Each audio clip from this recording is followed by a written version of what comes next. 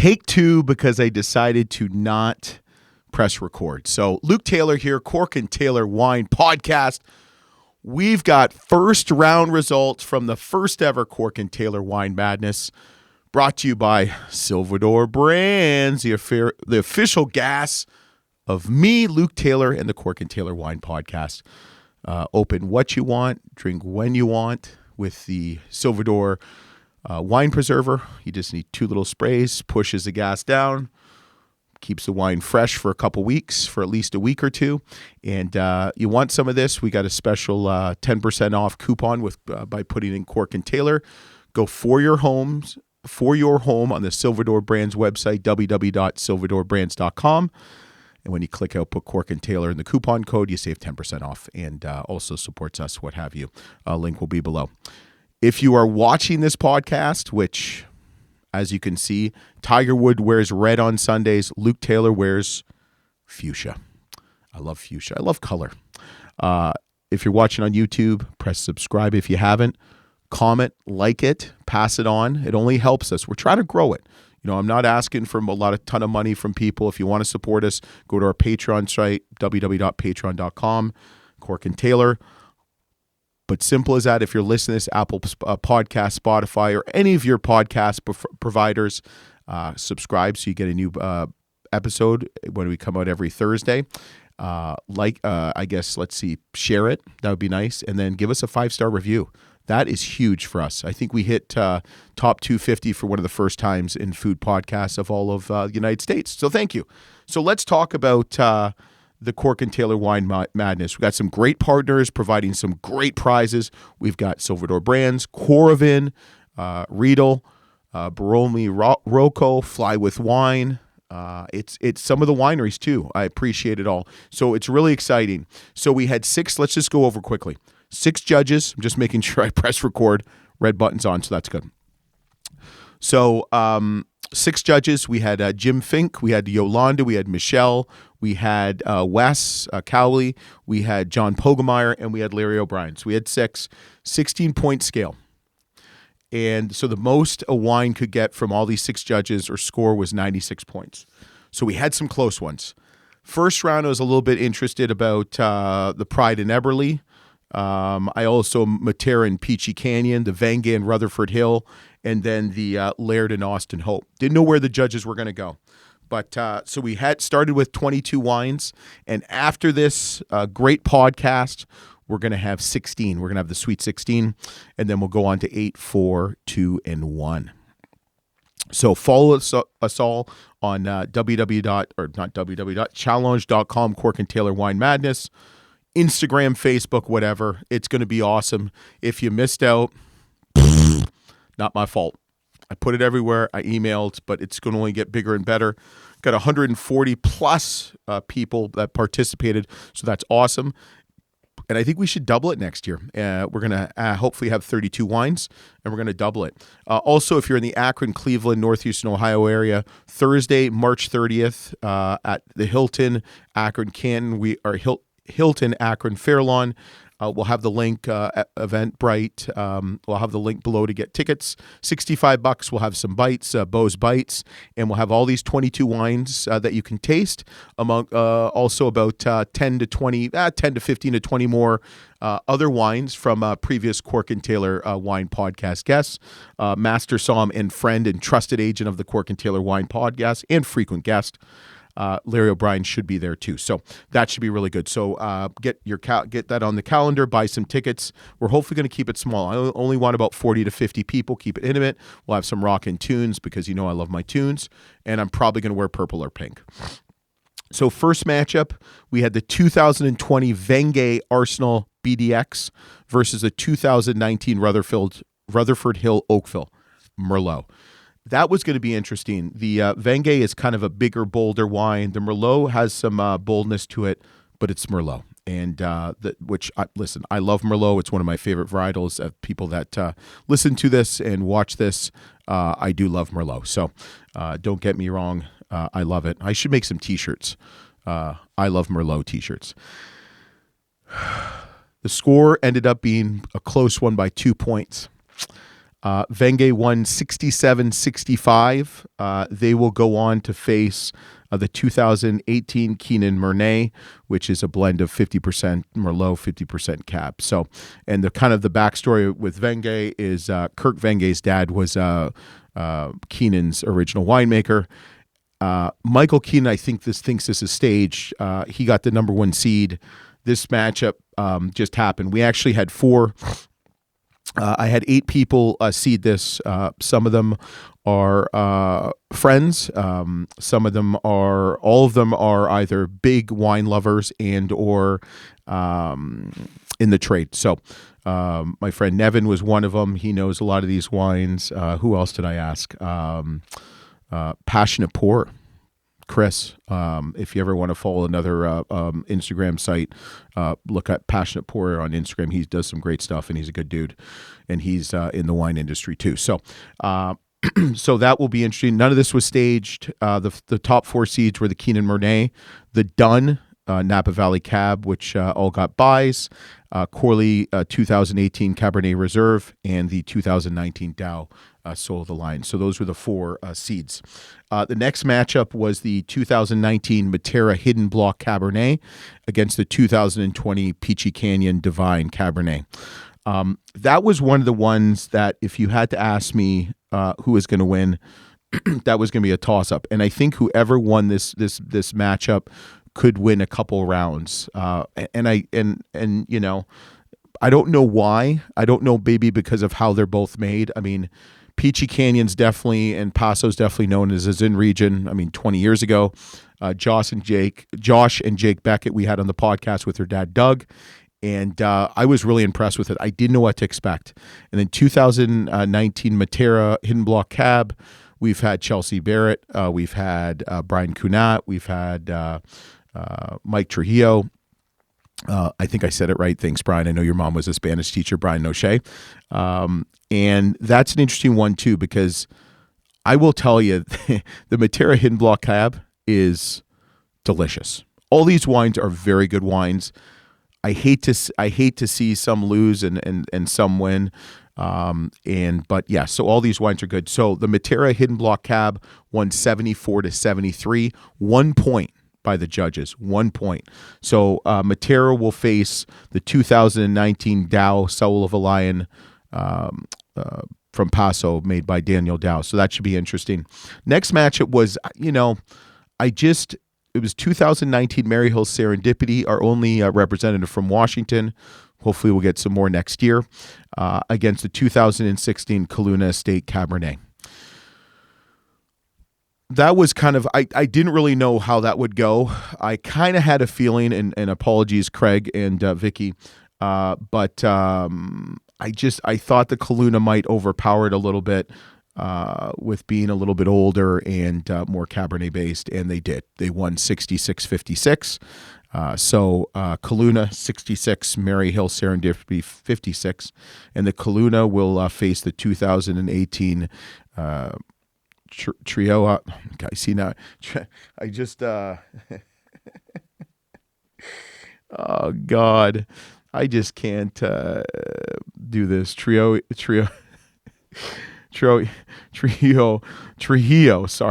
Reserve Cabernet from Gary Morceau's Vineyards. So, Mike Trujillo. And then the next matchup this was going to be an interesting one. 2020 Pride Cabernet Sauvignon versus the 2019 Eberle Cabernet Sauvignon. And we're actually going to have Gary Eberle on an Instagram Live just because he's funny. The winner will face the 2018 Dunn Napa Valley Cab. And this was really close, almost too close. They actually both scored 69. 69-69. If you were a pervert, that would be a dream. But we're all clean here at the Cork and Taylor Wine Podcast, and also Cork and Taylor Wine Madness. So 69-69. So how did I decide who was going to win that matchup? I wasn't going to do a coin flip because I didn't have a coin. So who's going to win? So it came down to the 6 judges who won in head to head. Eberle won 4-2. So Eberle, you have made it to the Sweet 16 against the 2000 and done Napa Valley Cabernet. I didn't think I was going to have a tie, and we had one. So I think that's going to be the deciding factor going forward. So, Steve, I apologize. I hope you submit another wine next year. And Eberle was a surprising winner. That close.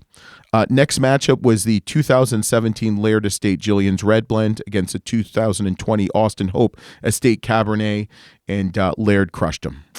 This was the most lopsided game, 72-55 for the Laird Estate Jillian's Red. So they will go on to the Sweet 16 to face the 2017 Mira Oakville Cabernet. That should be an interesting matchup just because they're both Cabernet base, and they're both 2017.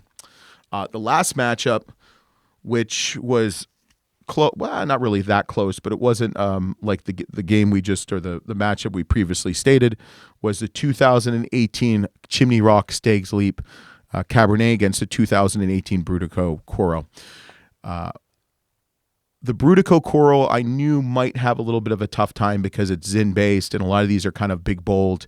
But I will tell you, the Brutico Coro was a very nice wine, was delicious. It is excellent wine if you can ever find it. They only make 320-something cases, but they just could not hold off Chimney Rock. I mean, Chimney Rock is an institution in Stags Leap. Chimney Rock took the win 68-58, so Chimney Rock will face off against the Corley Reserve Cabernet in the Sweet 16. So those are your 16 teams, your Sweet 16. We'll have those next week, and we're going to talk about them a little bit. So the first matchup is a 2018 Keenan Mernay against the 2020 Venge Arsenal BDX. That's going to be a tough one. I worry that the Keenan Mernay might. It's a great freaking wine. It's one of my favorite wines, and it's what Keenan is really known for. They're known for Merlot. They're also known for Cabernet. So why not make a 50-50 blend? But it'll be interesting. So Kirk Venge's dad, Niels, was the Keenan's original winemaker, and is a frequent lunch guest and a chief. I think it's chief wine whore. CWW used to be on the back of the bottle. So that will be interesting to see stylistically how the judges rate that. They'll face off against the winner of the 2000 Stone Street Cabernet Sauvignon from Alexander Valley, or the 2016 Paloma Estate Merlot. The Stone Street Cabernet Alexander Valley had a great nose, and it's Alexander Valley, so a little bit different style that I'm used to, but it's still a great wine. 2017, they face off against the 16 Paloma Estate Merlot, which, Paloma is known for Merlot, but can a Merlot just compete against a Cab? I don't know. The judges, I guess, will decide. That to say the least. Then the next matchup, the other Sweet 16 in the other bracket, is a 2019 Dow Soul of a Lion against the 2019 Matera Hidden Block Cabernet. This could be interesting, and that could be an upset alert. Matera might be able to take Dow on that one for some reason. Dow, the Soul of a Lion, is obviously a gorgeous wine, nice fruit. It's got nice juice, nice characteristics, and you almost think it's Napa. But that Matera Hidden Block, if you don't know about Matera, you need to check them out. Actually, you need to check out all these wines. And that's going to be a tough one. Yeah, I don't know. That's going to be interesting. Paso versus Napa. Next matchup is the 2016 Coluna Estate Cab and the 2018 Trujillo Reserve Cab Gary Morso Vineyard. And I said Trujillo very nicely. Mike's a very talented winemaker. Did some stuff for Carl Lawrence. Not Carl Lawrence. Maybe it's Herb Lamb. Herb Lamb wines. It might be Carl Lawrence too, but Herb Lamb for sure. He was actually one of the original winemakers and a consulting then winemaker for Matera. But before that, he was with Sequoia Grove. Put Sequoia Grove on the map. So Mike Trioha does some good stuff. And I'll be curious about the Coluna. David Jeffrey does a great job. Great wine. Got, I think, 94 points by Jeb Dunnick. I'm going to throw Jeb Dunnick's name out because I want to have him on the podcast. So any of you wineries that know him, put in a good word for me. I'm going to reach out to him again. Not stalk him, but I'm going to reach out to him again. So the Kaluna and Trio Cab, that's going to be interesting. I think that can go either way. I don't know what I'd put a pick into that one. Then in the bottom of the bracket, we've got the 2018 Dunn Napa Valley Cab against the 2019 Eberle Cabernet. Eberle does a good job, but I'm a Dunn lover. I love Dunn. I love Dunn. It's one of my favorite wineries, and I don't even sell it. I don't sell Eberle too. Eberle just is a workhorse, both in style and strength and price and everything. So that could be interesting. That, I wonder with Dunn, because it's such a beautiful and kind of a big wine. It's built to last. I just opened up in 2005 on my anniversary, 2022, so 17 years. And I'm going to tell you, it had some more time, and that was the Napa Valley Cab. This could be an upset alert. It really could. Eberle really, I think, might. With the judges, I was surprised it was so close with Pride, and no offense to Eberle.